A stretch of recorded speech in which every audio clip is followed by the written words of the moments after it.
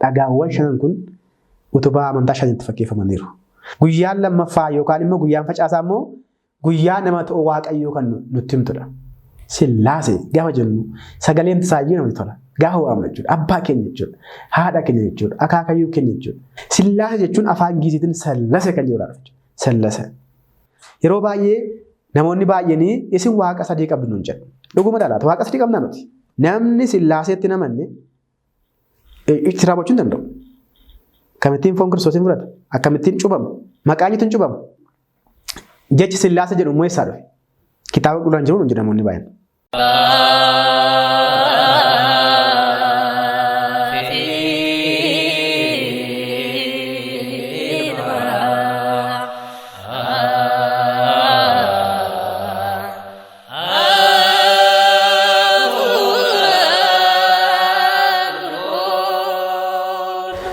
Maqaa Abbaa, kan Ilmaa, kan Hafuura Qulqulluu, Waaqayyo tokko, Ameen.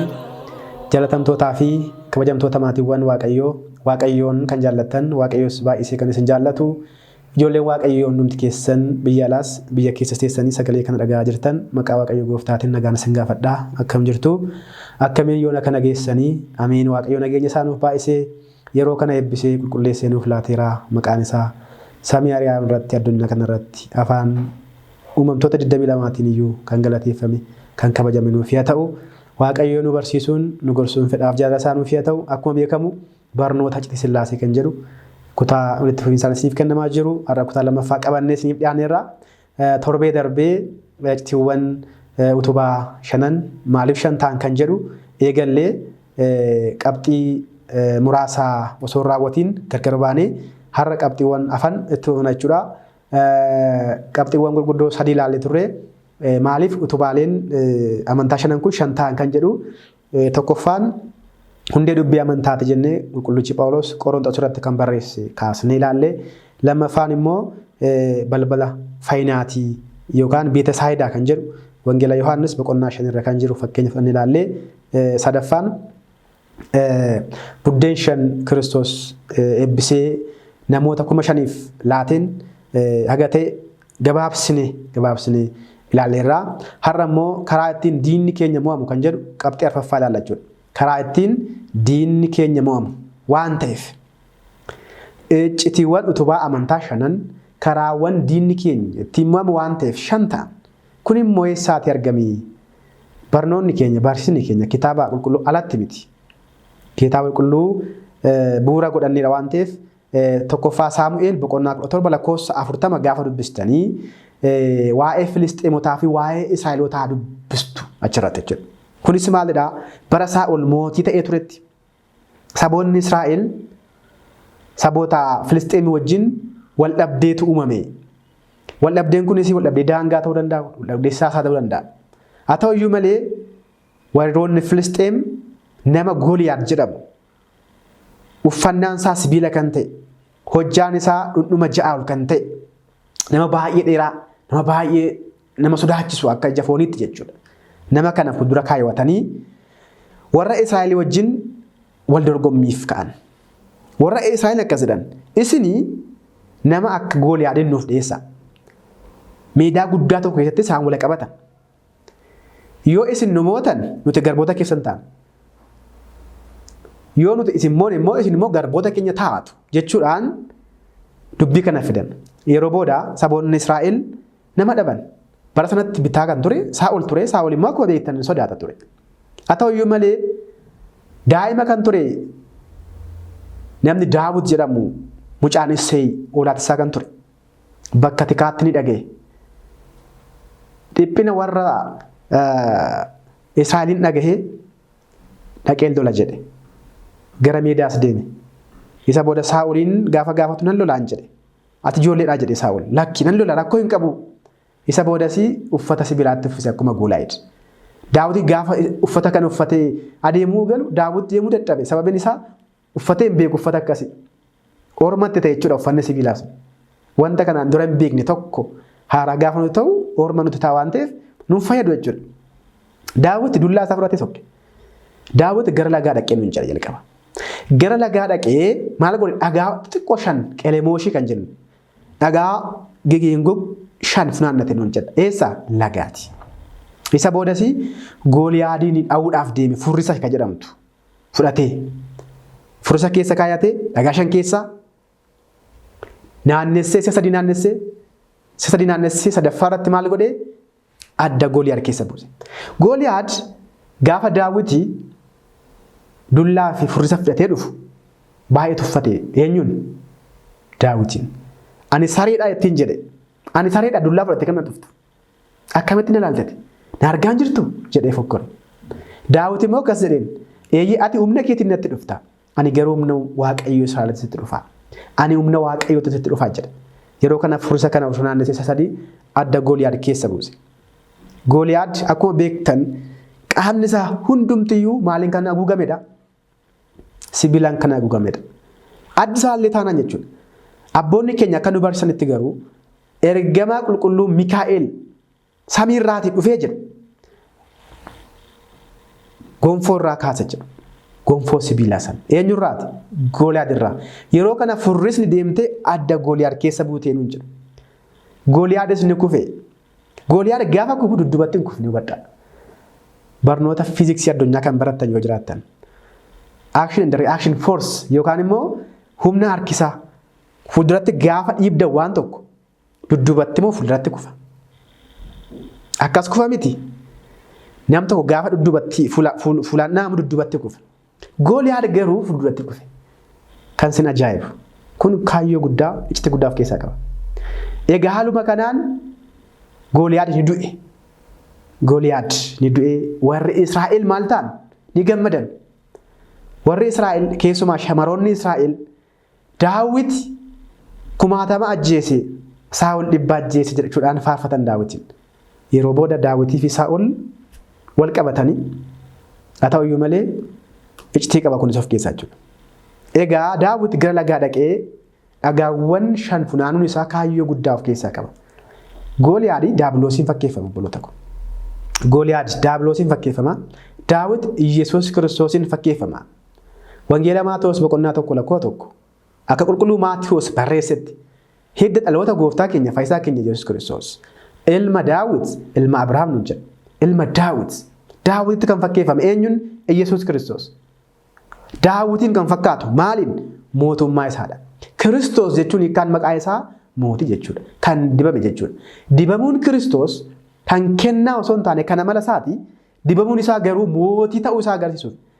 Akka aadaa Israa'el irratti namni tokko mootii kan ta'u yoo dibame qofadha. Daawit waan dibameef mootii ta'e. Solomoon waan dibameef mootii ta'e. Eenyu dibaa ture? Raajota dibaa ture. Kiristoos garuu hin dibamne. Garuu dibamuun kana mala isaa waan ta'eef mootummaa isaa ibsuudhaaf mootummaan isaa bara baraan kan jiraattudha. Mootummaan kee haa dhuftu jennamtii gaafa galateeffannus. Kanaafuu Daawitii eenyutti fakkeeffama? Abbaa keenya Kiristoositti fakkeeffama jechuudha. Kiristoositti fakkeeffama Daawit. Gooliyaad Daabiloositti fakkeeffama. Lagi sun immoo cuuphaatti fakkeeffama. Bakka cuuphaatti fakkeeffama. Laga abbaan keenya Daawit korata 5 funaane maalitti fakkeeffama? Laga cuuphaatti yookaan immoo bakka cuuphaatti fakkeeffama. Gooftaan keenya Kiristoos cuuphamee iccitiiwwan 5 kan nuuf hundeesse jechuudha.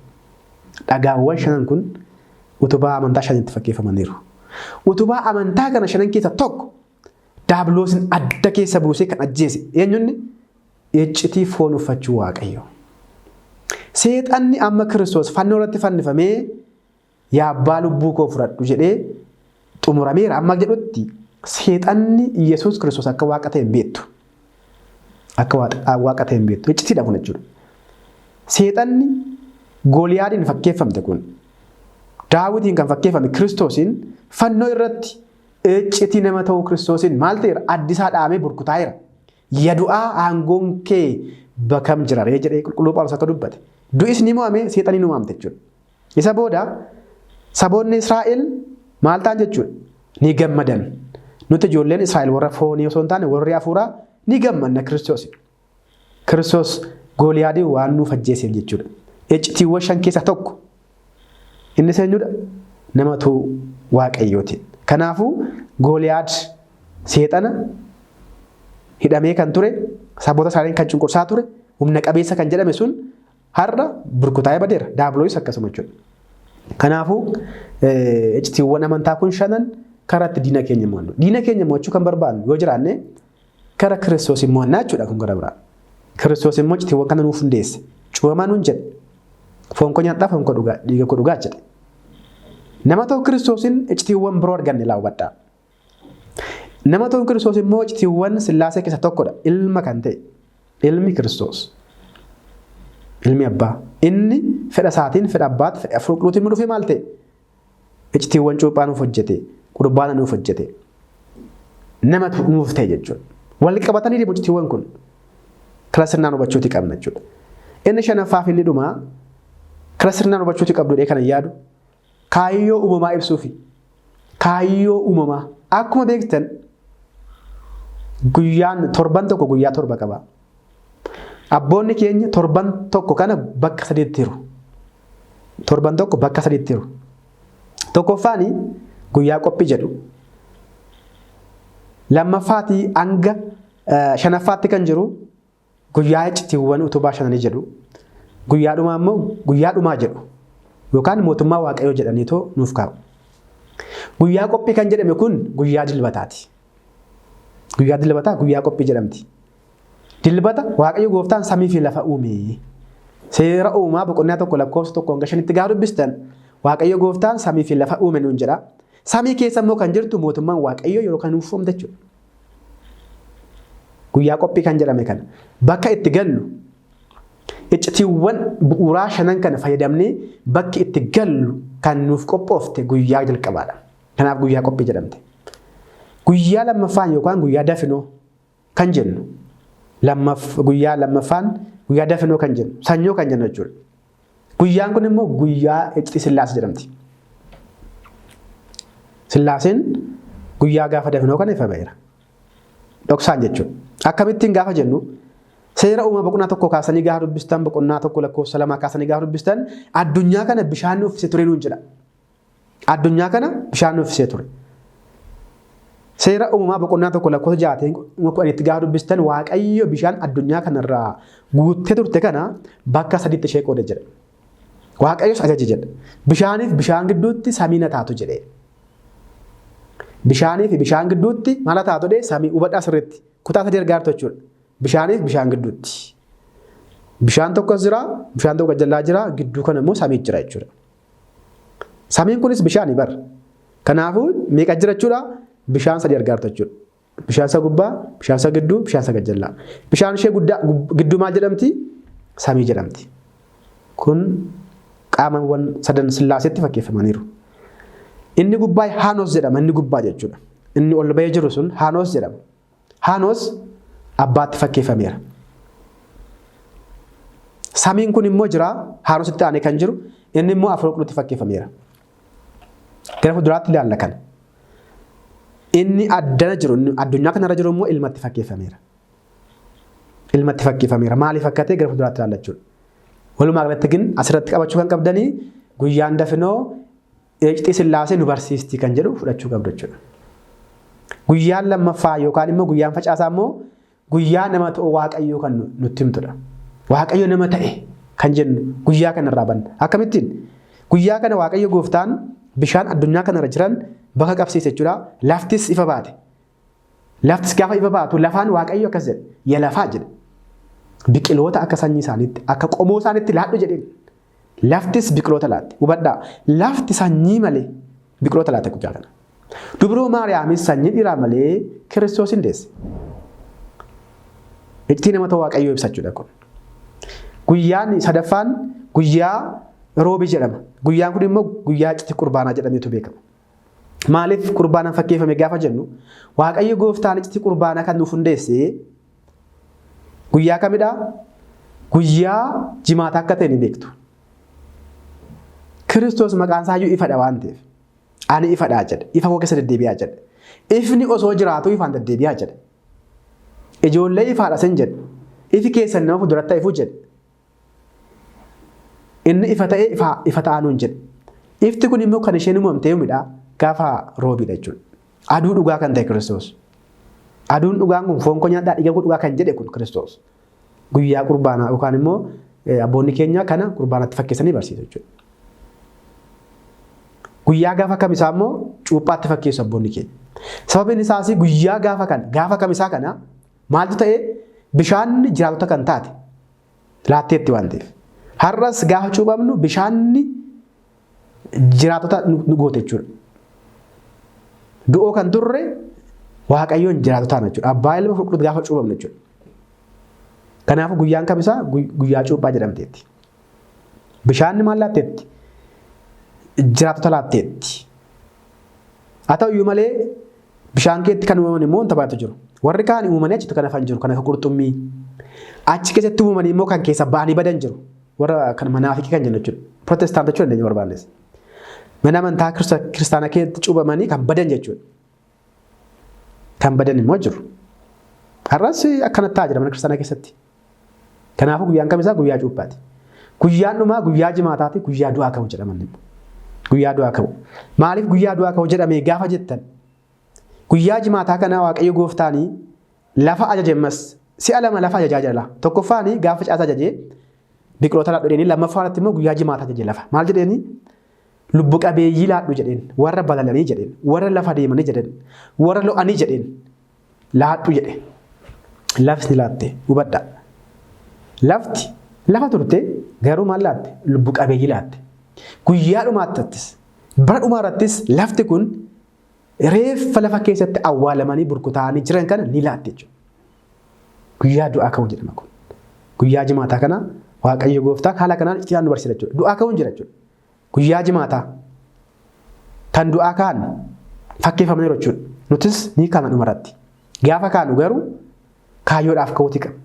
Har'a wanta gaarii jennee jiraachuu qabna. Inni dhumaa guyyaa sanbata guddaa yookaan qidaamee kan jennu guyyaa boqonnaa jedhama. Guyyaan kun immoo gaafa du'aa kaanu garam deemna? Warri bitaa dhaabbatan gara boolla Si'ool deemu.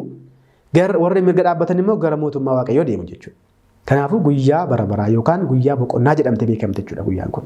Walumaa galatti icciitiiwwan amantaa bu'aa shanan guyyaawwan torbaniin ni fakkeeffamu kan jedhu kana hubachuun gaariidha. Maaliif shaniin ta'ee hojjetame kan jedhuuf jechuudha. Egaa erga kan ta'eeti kana kan kaafne galumsadha waan ta'eef waa'ee Sillaasee barachuuf jirra waan ta'eef icciitiin Sillaasee maali? Hiikkaan Sillaasee maali? Kan jedhu ilaalla jechuudha. Sillaasee jechuun maal jechuudha?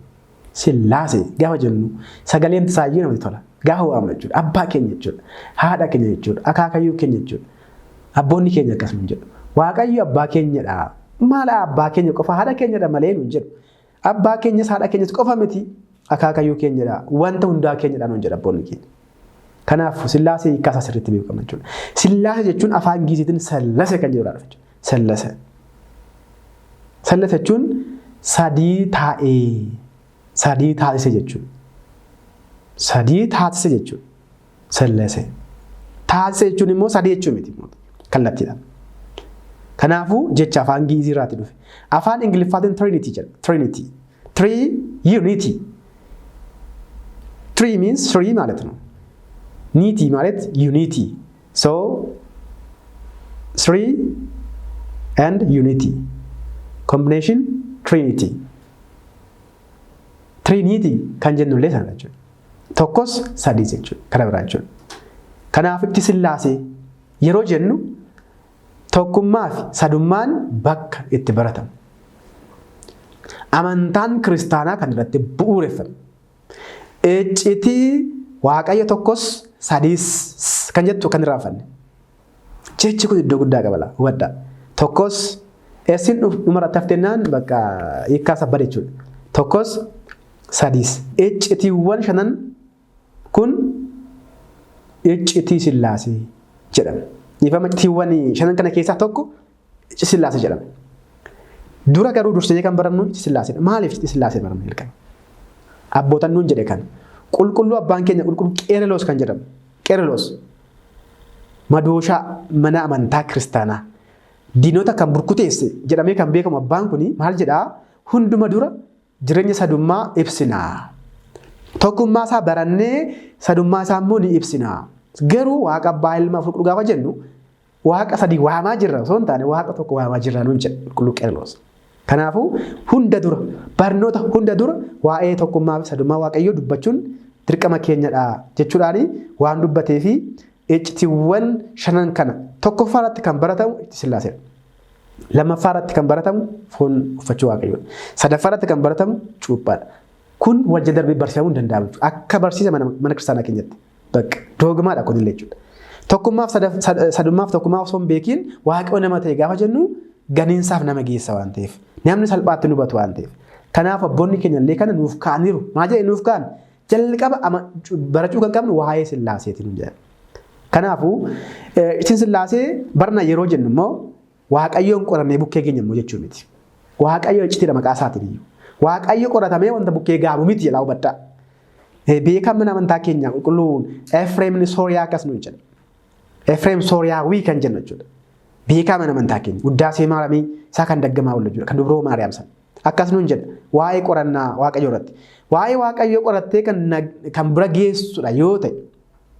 Waaqayyo qorattee bukkee geessa yoo argatte ani waaqayyoon isee sitti amanaa jedha qulqulluun Efreem. Maaliif waaqayyo qoratamee bukkeen gaamu waan ta'eef. Sababni isaa waaqayyo qoratamee bukkeen gaamu waan ta'eef hundaamatti waaqayyo taatana jedheen. Nama ajaa'ibichi kun. Kanaafuu nuti sillaasee gaafa barannu waaqayyoon qorannee bukkee keenya jechuuf osoo hin taane dubbii fayyina keenyaaf bu'uura waan taaneef waa'ee isaanii barannee waa'ee fayyuu keenyaaf fedha isaanii waan ta'eef akka hubannuufidha jechuudha. Egaa icciinsa dummaa fi ilaalchi waaqayyoo illee hubatamuu qaba. Barnoota kana gaafa barannu bal'isnee baranna waan ta'eef sirnaan adda fageessanii ilaaluutti qabdu. Yeroo baay'ee namoonni baay'een isin waaqa sadii qabdu nuun jedhu. Dhuguma dhaalaatu waaqa sadii qabnaa nuti. Osoo namni tokko dhuguma waaqa sadii qabdu sun jedhe eeyyee mul'akkettu isin. Beekuu qabdan adda baasne jechuudha. Sirriitti jechuudha adda baasne beekuu qabna. Monotiizim kan jedhamu jira. Poolitiizim kan jedhamu jira. Daayitiizim kan jedhamu jira. Ayatiist kan jedhamu jira. Jarreen kan adda baasanii beekuu qabdu. Monotiizim kan jedhamnu nuti Ayihudotaa wajjin tokkodha. Warra Musliimotaa wajjin tokkodha. Warra waaqeffataa wajjin tokkodha nuti. Waaqa tokkitti amanna eeyyee dhugaadha. Garuu akka isaaniitii nuti kan adda baasuu qabna jechuudha. Kanaafuu isin sillaasee baay'ee barbaachisaadha waan ta'eef hubannaa qabna. Kanaafuu akkas nuun jira abboonni keenya. Keessumaa qulqullichi Phaawulos beektota osoo ta'anii isaan jaamoota ta'anii hin jedhu. Roomaa 1:22 gaafa dubbistan isaan beektota ofiin jedhu garuu jaamoo ta'an wallaaloo ta'anii doofaa ta'anii hin jedha. Maaliif? Nuun waaqa sadii waaqessitu nuun jedhu. Akka yaada isaaniitti yaadaa. Akka sammuu isaaniitti yaadaa. Itti sillaasee wallaaluu irraan kan ka'e. Ittiin sillaasee garuu akkas miti. Ortodoksiin waaqa sadii waaqessitu. Bafeessum waaqessitu waaqa sadii. Waaqa abbaa, waaqa ilmaa, waaqa qulqulluu jetti. Garuu sammuu keenyatti gaantee dhugumayyuu waaqa abbaa, waaqa ilmaa, waaqa qulqulluu akkamitti waaqa sadii akkamittiin jechuu kaalkuleeshinii keessa galuu qabna jechuudha. Barumsa mana amantaa ishee dhugaa dhaggeeffachuuti qabna jechuudha. Waaqayyoo sadii waaqessu eenyu ortodoksiin yookaan kiristaanonni. Waaqayyoon gananiiru shakki keessa jiru nun jedhu jechuudha. Garuu akkasidha nuti waaqa sadii waaqessinu. Isaan dura garuu addunyaa kana amantaa isheen waaqessitu. Waa'ee ilaalcha waaqayyoo irratti qabxiiwwan lama ilaaluun dirqamata. Ilaalchi addunyaan kun waaqayyoo irratti qabdu. Jiraachuu fi jiraachuu dhabuu. Argamuu waaqayyo mul'achuu waaqayyo irratti ilaaltee jechuudha. Waaqayyo hin jiru kan jedhan jiru. Eetis jedhamu jiroonni kun. God not exist at any time. Waaqayyo tasan argamuu jirus bakka. Addunyaan kun akka carraa dhufte. Akka carraa dhufte. Waaqayyo addunyaa kana nuumne addunyaan kun akka carraa dhufte. Eetis jedhamu jiroonni kun. Yeroo baay'ee jiroonni kun warroota beekumsa qaban keessumaatiif filosoofota, saayintistoota namoota jedhaman jiratti beekamaadha. Eetist. Lammaffaan jiraachuu waaqayyoo dhimma hin qabnu. Jiraates isa dhimma hin qabnu kan jedhamu jiru. Agnosticism jedhamu jiroonni kun. Agnosticism kan jedhaman immoo waaqayyo jiras hin jirus kan jedhaman. Naa gabbaan hindi maalatu. Maaltu dhibee? Waaqayyo jedhanii hin amananii hin jiru jedhanii immoo afaan guutanii kan hin dubbanne immoo jiru. Sadaffaan immoo waaqayyo jira warra jedhanidha. So God exists. Warri kun immoo maal jedhamu? Theism jedhamu. Theism. God exists. Kana jedhamu amantaa baay'ee jira gaa. Jaroonni kun waaqayyo jedhanii amantaa qabu. Amantaa kana jedhamu amantaa baay'ee jira. Kana keessa waa'ee keenya ilaaluuf, waa'ee sillaasee ilaaluuf waan nurra eegamuuf jaroonni kun immoo guddaa sadiitti qoonnee ilaaluu dandeenya. Tokkoffaanii paanteezimii kan jedhamu jira. Paanteezim. Paanteezim kan jedhamu maalidhaa? Waaqayyo jira. Waaqayyo kan jiru garuu tokko tokko wantoota keessadha. Each and every materials. Wantoota tokko tokko keessa jiru. Fakkeenyaaf amma kana keessa jiraachuu danda'a waaqayyo. Kana keessa jiraachuu danda'a. So waaqayyo wanti hundumtu waaqayyoodhaan hin jedhu. This polytheism jedhamu waliin kun jechuudha. Waaqolii baay'ee kan waaqessan jedhama. Amanoota kanarraati addadha. Lagis waaqayyoodha, tabbis waaqayyoodha, aduun waaqayyoodha, duumessi waaqayyoodha, wanti hundumtu waaqayyoodha, namnis waaqayyoodha jedhanii amanu jechuudha. Tokko namaa keessa jira waaqayyoodhaan waan amaniif. Tokko uumamaa keessa jiranii waan amaniif. Pantheism jedhamu jiroonni kun. Gar tokkoffaadha kun. Lammaffaan immoo wantoota filatamoodha. Garuu baay'eedha isaanii. Jiroonni kun immoo polytheism jedhamu. Isaan keessaatii keessumaatii waaqota Gibxi keessa jiran. Waaqota Qureesh keessa turan 365 I think. Polytheism jiroonni kun guyyaa guyyaadhaanii waaqa kennanii fi waaqessu. Polytheism jedhamu. Warri biroon immoo waaqa tokko kan waaqessan immoo jiru. Monotheism jedhamu jiroonni kun. Isaan immoo keessumaatti adda baafnee gaafa ilaallu Musliima, Kiristiyaana, Ayihudizim jedhamanii kan beekamanidha. Amma sirnaan hubadhaa. Amma Musliimnis waaqa tokko waaqessa.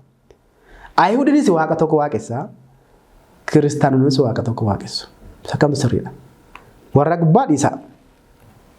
Amma keenyaan nu mormu jechuudha. Warri waaqa tokko waaqessan kun isin waaqa sadii waaqeshitu jechuudhaan waan nu mormaniif ni kanatti deemaa jira. Isin waaqa tokkotti waaqessitanii waaqa sadiitti waaqessitu malee maaliif? Waaqa abbaa, waaqa ilmaa, waaqa afur jechaa jirtu waan ta'eef nu hin jedhu. Edda akkas ta'eeti amantaan keenya amantaa jaarraatii maaliin adda ba'a? Waaqayyo tokkodha. Eeyyee. Kana seexan iyyuu nama hubadhaa. Seexan iyyuu roommaa waaqayyo tokko akka ta'e akka amanu hubadhaa. Ayihudii miti, Musliimas mitiiti. Yaaqoob boqonnaa 2 lakkoofsa 19 gubbaarratti waaqayyo tokko akka ta'e seexan iyyuu ni amana. Nuun jedha. Ni amana. Gaafa amanu isa iyyuu roommaa jechuudha. Kerkera. Fuula waaqayyo dhaabbatee waaqayyo tokko jira jechaatu amana. Kanaafiyyuu waaqayyo jiraachuusaa akkamittiin baanaree adda baanaree kan seexanaa jira jechuudha. Yihudoonnis waaqayyo jira jiru.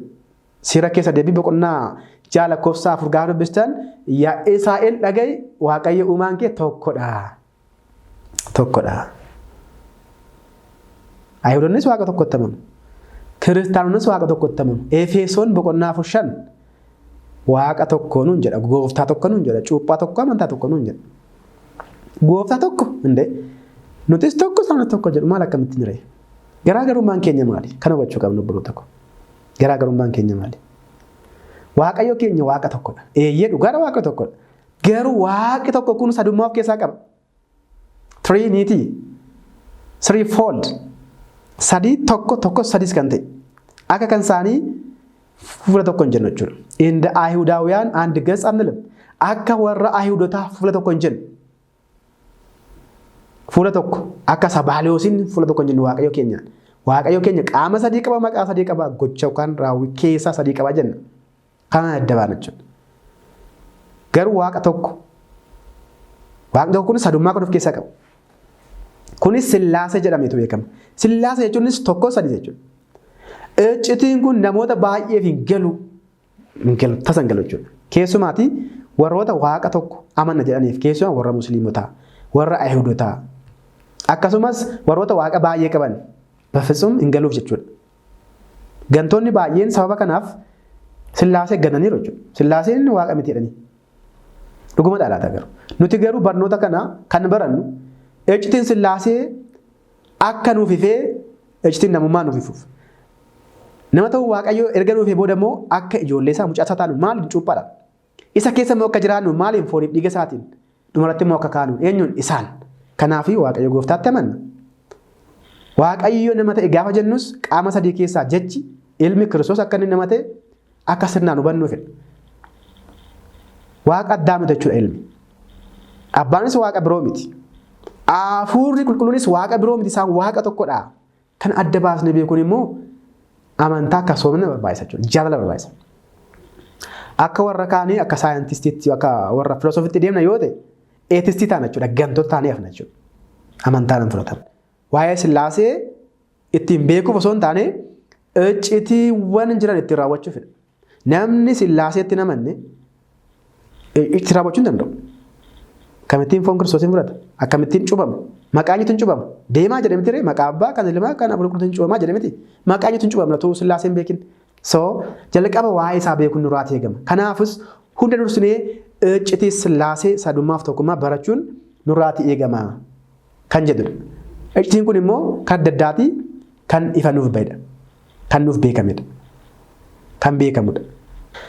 Egaa hubachuu kan qabnu iccitiin Sillaasee kan barannu dubbii fayyina keenyaaf.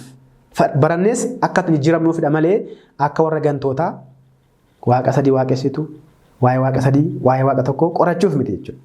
Waaqni keenya tokkodha. Waaqni keenya tokko immoo maaliif ifama?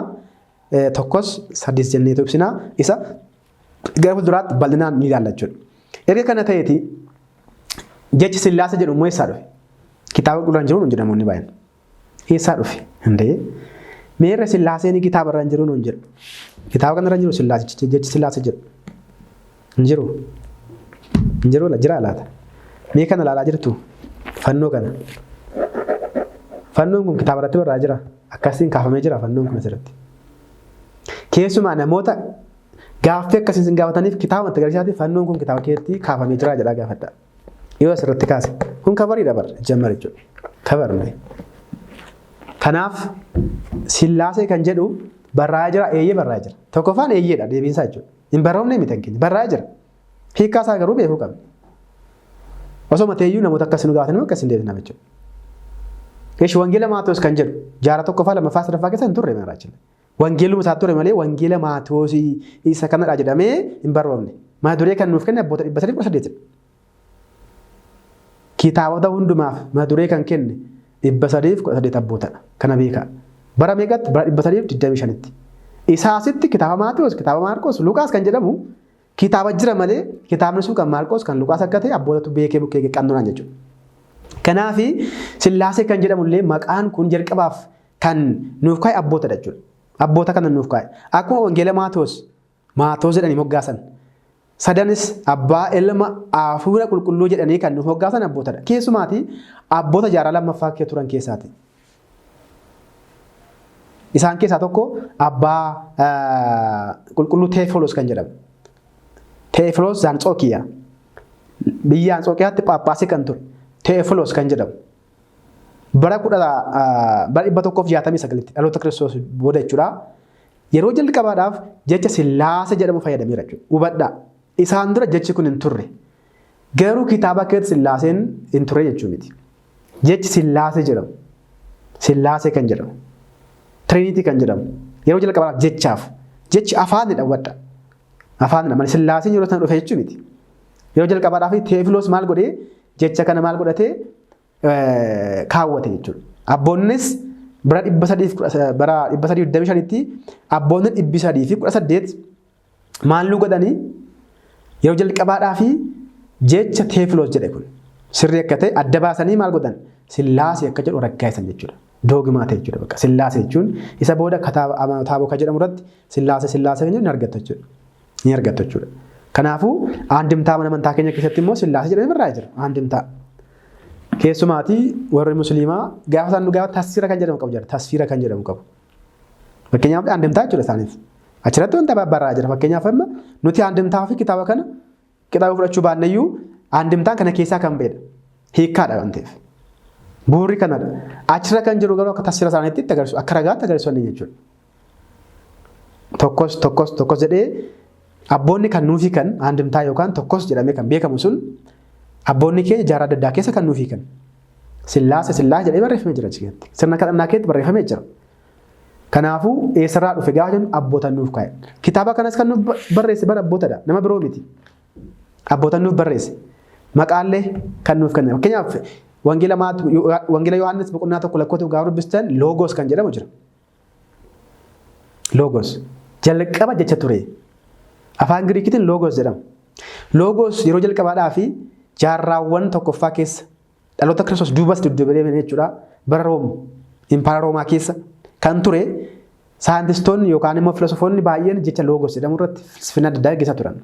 Loogos. Humna guddaa kan qabu jedhanii hiikaa turan. Qulqulluun Yohaannis kan inni barsiisaa ture Efesoon magaalaa jedhamtudha. Efesoon immoo biyya guddoo biyya filsifinaan itti bal'atee jirudha. Qoraattiin jedhanii abboonni akka nu barsiisan filosofota jecha isaaniitiin isaanii waraane Loogos jedheen. Loogoon kan isaan beekan gara biraadha. Kiristoos garuu Loogos kan jedhame inni jechadha. jechuudhaan hiikaa gadi fageenya barreessee kaa'ee maal godhee nuuf kaa'e jechuudha. Loogos isaa fudhatee achirra jarraa fudhate jechuudha. Eenyu Yohaannis. Akkuma kana kitaaba irratti fudhatanii kan barreessan abboonni keenya samiirraa gadi bu'ee miti jechuudha. Qulqulluu Teefiloos akkasumatti barreesse. Jaarraa guyyaadhaan yoo daddabaan malee jechuudha. Kanaafuu Sillaaseen yeroo jalqabaadhaaf abbaa keenya kan akka beekame adda baasuu qabna. Ragaa kitaaba qulqulluu irratti immoo hin jiru jechuu miti. Seera uumamaa keessa qofa yoo xiqqaate si'a 40 ol barraa'eera. Waa'een Sillaasee jechuudha. Si'a 40 xiqqaate dhala. Kan lamaan dhoksaadhaan akkasumas icciidhaan jechuudha. Kallattiidhaan dhoksaadhaan ni ilaalla gara fuulduraatti yoo xiqqaate seera uumamaa keessatti ba'uus ni hin jenne la. Gaafa akkasiin keessa gadi fagaanne ilaalloo dhugumatti Sillaaseen barraa'ee jira. Garuu jecha Sillaase jettu sadan tokkummaa jettu garuu kallattiidhaan argachuu dhiisuu dandeenya. Garuu immoo jira. Abbaa Ilma Hafuura jedhamee barraa'ee immoo jira. Jecha kun garuu wal tokkotti Sillaasee kan jedhamu garuu argachuu dhiisuu dandeenya kan jedhudha. Inni biroo qulqulleettii Sillaasee kan jedhamu jira. Yeroo baay'ee kan namoota baay'eedhaaf gaaffii ta'uu danda'a. Qulqulluu Sillaaseen jedhamu. Ayibbaalam. Qulqulluu Waaqayyoo, qulqulluu Jabaa, qulqulluu jenneetu waamuu dandeenya. Waaqayyoo gaafa jennu. Qulqulleettii Waaqayyoo hin jennu. Qulqulleettii Abbaa hin jennu. Qulqulleettii Ilma hin jennu. Qulqulleettii Qulqulluu hin jennu. Garuu qulqulleettii Sillaasee ni jenna. As keessatti Waaqayyoo qaama saala durbaatii waameera. Waaqayyoo qaama qaba jechuun miti asirratti. Kan hubachuu qabdanii Waaqayyoo qaama qabaayii namoonni baay'een feminist kan jedhaman keessumaatti yeroo ammaa feminist kan jedhaman jechuudha isaanii leellistoota shamaraa. Kitaabni qulqulluun mirga warra dhalaa dhiibeera jedhanii kan leellisan namoonni baay'een jiru. Fakkeenyaaf Waaqayyoo jalqaba maal jedhaa? Jalqaba samii fi lafa uumeen hunjaa jalqaba gaafa dubbistan. Kun hanqasii dhiiraatiin kan baraadha. Waaqayyoo jalqaba samii fi lafa uume. Waaqayyoos akkas jedhe kottaa nama akka fakkeenyaaf akka keenyatti uumnaa jedhe. Bifa eenyuutiin barraa'e? Bifa dhiiraatiin barraa'e jechuudha. Maaliifidha gaafa jennu kun hiikaa biroo keessa nama galcha. Dhiirri akkuma beektan jabaadha. Loleetu mo'achuu danda'a. Irreensaa cimaadha. Waaqayyoos cimaadha jechuudhaaf. Kanaan barraa'e malee Waaqayyoo qaama saalaa qaba jechuuf miti. Qulqulluu Phexroosii maal nuun jedhaa? Warra shamaraa gaafa gorsuu isaan dadhabootadha nuun jedha. Dadhabootadha shamarroonni nuun jedha. Dadhabinni immoo waaqatu. Addaam keessaa uumee keessumaatii lafeen isaanillee xiqqoodha. Kan dhiiraan gaafa laallu jechuudha. Dadhabina qabu. Dadhabina humnaas dadhabina tokko tokkos yaadaas qabaachuu danda'u ta'a. Kun uumamadha wanta biraa miti. Jalqaba dhiirri waan uumameef achi keessaas waan uumamte jechuudha. Hir'uummoo jechuu miti. Uumamadha kun. Uumamadha. Uumama dhalaati. Kanaaf Waaqayyo humna qabeessadha jalqabadhas immooti. Jalqaba dhiira dhufee nuun jedha qulqulluu Phaawulos. Waaqayyo immoo jalqabadha gaafa. Jalqaba gaafa jennu immoo jalqaba hin qabne jechuudha. Itti aanee kan dhufe dhalaadhaan nuun jedha. Akkas gaafa jennu immoo gara kanatti akka nu deebisneef Waaqayyo gaafa jennu hanqasii dhiiraatiin waamameera jechuudha. Dhalaanis waameera Waaqayyo dhalaadha. Keessumaa Sillaasee qulqulleettii Sillaasee jenna jechuudha. Kun immoo sirna afaaniidha. Sirna afaanii. Qulqulleettii Sillaasee. Wanta baay'eedhaaf abboonni keenya ni dubbatu kan tokkoffaanii sadan addaa baasuudhaaf tokkos sadiis. Aduu meeqatu jira yoon siniin jedhe addunyaa kanarra aduu meeqatu jira yoon siniin jedhe sin gaafadhe maal jedhe tokko tokkotti naan jettu ammas. Addunyaa kanarra aduu meeqatu jira jedhee yoon sin gaafadhe aduu tokkitti moo aduu tokko naan jettu. Meeqatu jira yoon siniin jedhe tokkitti bakka ishee malee jechuudha. Tokkitti jechuun bakka bu'iinsa kan qabne aandiiti maalidha. Keessumaatii wangeela Yohaannis boqonnaa 3 lakkoofsa 16 dubbistan maal nuun jedhaa? Aandiyyaa lejjuun jedha. Ilma isaa tokkicha jedhila. Tokkicha jechuun abbaan ilma tokkicha qaba ilma biraa hin qabu jechuudha. Ilma biraa hin qabu jechuudha. Tokkitti jechuunis akkasidha. Amantaa tokkitti jedhame ture. Amantaan lama hin jiru bakka dabalata hin jiru jechuudha. Iddoo baay'ee tokkitti kan jedhamu warraa jira. Kanaafuu qulqulleettii Sillaasee gaafa jennu lakkoofsa tokkos sadiis jedhu adda bakka. Adda lakkoofsi kasi addunyaarra hin jiru tasa jechuudha. Herregni hin beeku. Saayintistoonni herregaan fagaatan hin beekanii jechaa jira. Hin beekanii. Sadan tokkummaa gaafa jenna jechuudha. Ishee kana adda baasuuf qulqulleettii Sillaasee jedhama. Tokkos sadiis. Akkasumas haadha Sillaaseen har'a keenya. Maaliif? Haadhi ilma deessii intala deessee guddisti ni oosisti. Sillaaseenis addunyaa kana uumanii maal godhu? Aduudhaan bisheessanii bokkaadhaan immoo biqilsanii guddisanii addunyaa kana sooru Sillaaseen jechuudha. Sillaaseen haadha addunyaa kanaadha. Haadha keenya Sillaaseen. Sillaaseen nu manii dhungatanii jenna miti. Haadha keenya waan taaneef. Haadhi mucaa isheetii fi maal taate ni gadditi. Sillaaseenis addunyaa kana uumanii. Isa boodoo addunyaa kana hin ganne. Sillaaseen addunyaa kana uumee addunyaa kana hin ganne. Haadha keenya waan taaneef.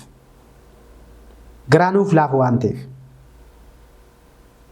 Haadhatti fakkeeffamee Sillaaseen. Haadhi immoo haadha jaalalaati. Haadhi immoo qaama salaatiin waa wanta jechuudha. Haadha keenya jennaan. Haadha keenya. Isumaayyuu manni amantaa keenya haadha keenya jedhamti. Qiddisti Beetakiristaanaa namni mana amantaa qulqulleettii. Mana amantaa qulqulluun jennu maraa jalla. Mana amantaa keetti dhalanna waan ta'eef.